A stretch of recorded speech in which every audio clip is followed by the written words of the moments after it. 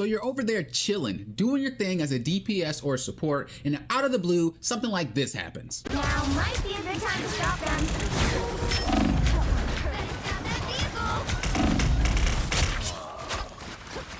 Then you think, you know what, I might have just mispositioned, you know, I wasn't paying attention, and then it proceeds to happen again. Cosmic might return. Over and over and over the same thing. No one peels, no one helps you out. They just see the person come in and just watch them beat you up, basically. Well, don't worry, because by the end of this video, you're gonna know exactly what to do when no one peels for you as DPS or healer. The clips that you were singing from the beginning was from this match right here. Now, this isn't the only match it happens in, but this match will be my example. So this game, we actually ended up getting 0 and 3. It's the convoy. They pushed all the way to the end, and so they got 3 points. Now it's our turn. Our whole team is demoralized because nobody's peeling the back line. People are like raging at each other. So there I am again, you know, trying to play, and I was like, you know, maybe we can come back with this.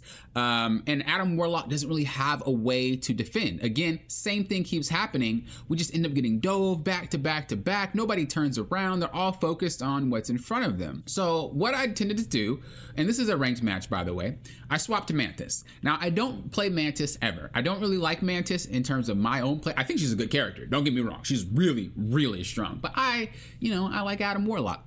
But I know that her kit is necessary for this match. When you are thinking about what you can do, you have to think about the problem, and then you have to figure out, well, what's the solution to that problem? The problem is we're constantly getting dove by either Thor or Iron Fist. That's the problem. That's what's been happening this whole entire match. So real quick, let's go ahead and pull up this roster. We'll do DPS first as an example, and then we'll do healer. This video applies to both, so I just kind of want to go over the thought process. So let's just say we're playing Black Widow. The Iron Fist from that video is they just keep diving me over and over. No one cares about me. Well, you're gonna have to think about it. You know, what do we have that can get away from Iron Fist, or at least deal with Iron Fist?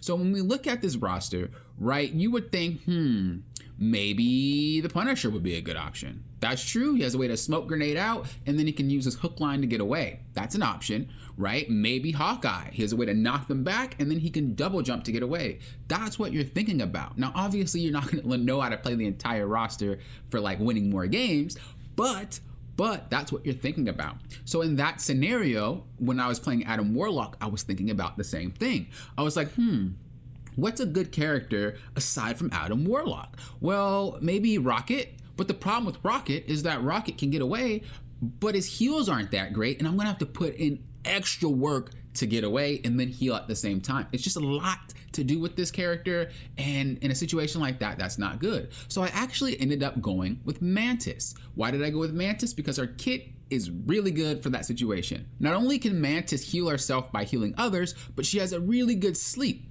right? And this can give me two options. I can run away, or I could just kill him with my teammate. So back to the replay, mind you, as I said before, we were losing hard. It wasn't just they were winning hard, but it was because that guy kept diving the back line and nobody cared about us. So switching to Mantis, we'll see. What was the problem? The problem was Iron Fist diving at everybody while everyone else just sat forward attacking the team, right? No tanks came to back us up. Nobody came to back us up. That was the problem. But what's the solution? Well, if we can get away from him, or if we can CC him, because he's very mobile, we can get him. So she hits her with a stun, and I hit him with a sleep, and he's dead, right?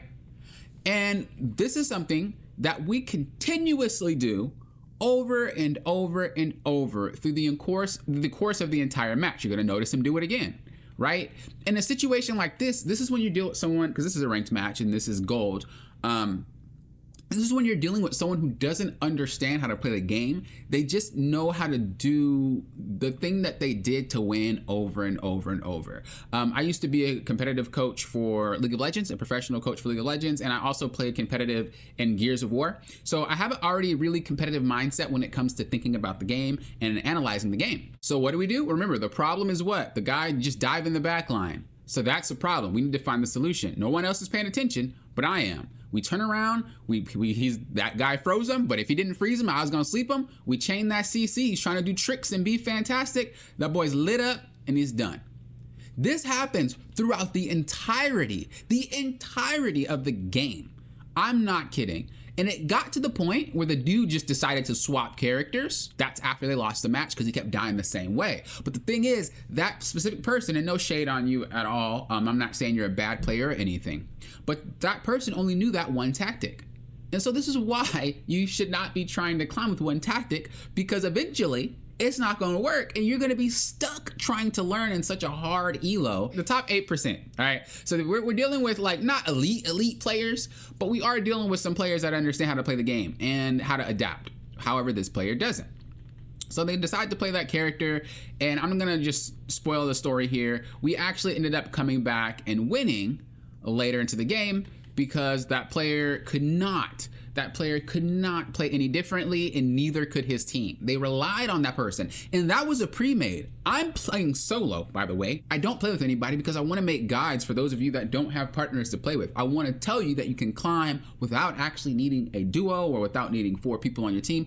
That was a pre-made of 4 players, and we ended up winning because that strategy that they used clearly just doesn't work. But I will say again, I'm more analytical when it comes to games, and I understand how to like fix the problem mid-game. That's just something that I've done because I've been coaching for so long and playing competitively for so long that it's just something ingrained. But I feel like a lot of you guys might struggle with that, and so I wanted to make this video so you guys can start learning how to do that problem solving mid-match and swap to a character. I know you love your character, I know you love your main, but sometimes you're gonna have to swap just for the sake of that match, so that way you can win the match and then just play your character again.